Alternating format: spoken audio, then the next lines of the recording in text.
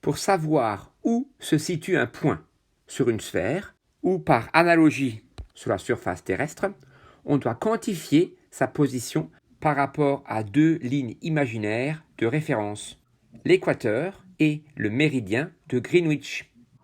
L'équateur est une ligne imaginaire perpendiculaire à l'axe de rotation de la Terre et équidistant, c'est-à-dire à la même distance, des deux pôles. Les parallèles sont des cercles imaginaires centrés sur l'axe de révolution de la Terre.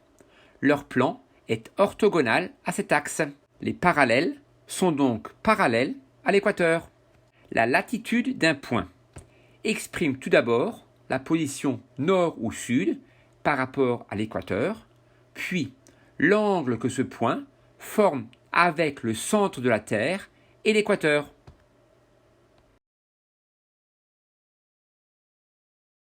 Voilà pour la première coordonnée, la latitude, qui exprime la position d'un point par rapport à l'équateur.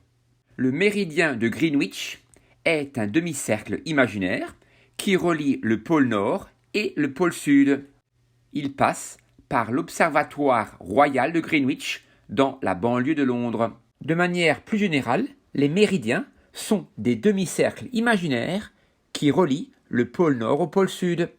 La longitude d'un point exprime tout d'abord la position ouest ou est par rapport au méridien de Greenwich, puis l'angle que ce point forme avec le centre de la Terre et le méridien de Greenwich. Pour mieux voir cet angle, je vais prendre une balle de tennis que je vais environ couper en deux demi-sphères égales.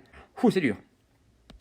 Dans l'hémisphère nord, j'ai représenté le méridien de Greenwich en rouge. Je fais un autre demi-méridien en bleu et je m'intéresse à l'angle qu'il forme avec le méridien de Greenwich. C'est ça, la longitude. Ici, tous les points sur le demi-méridien bleu sont à environ 50 degrés est du méridien de Greenwich.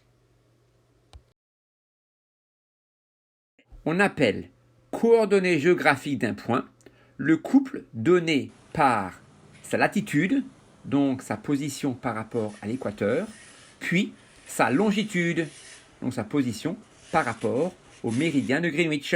Les coordonnées géographiques sont données ou bien dans le système décimal ou bien dans le système sexagésimal. Pour passer d'un système à un autre, il suffit de savoir que 1 degré correspond à 60 minutes et que 1 minute correspond à 60 secondes.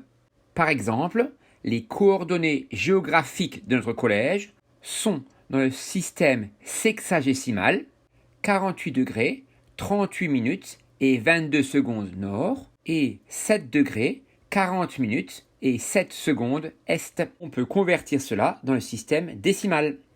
Très approximativement, je vais placer cela sur la surface terrestre.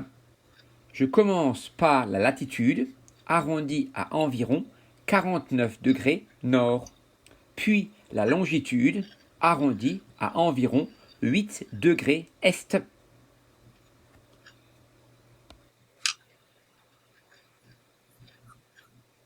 Je vous remercie.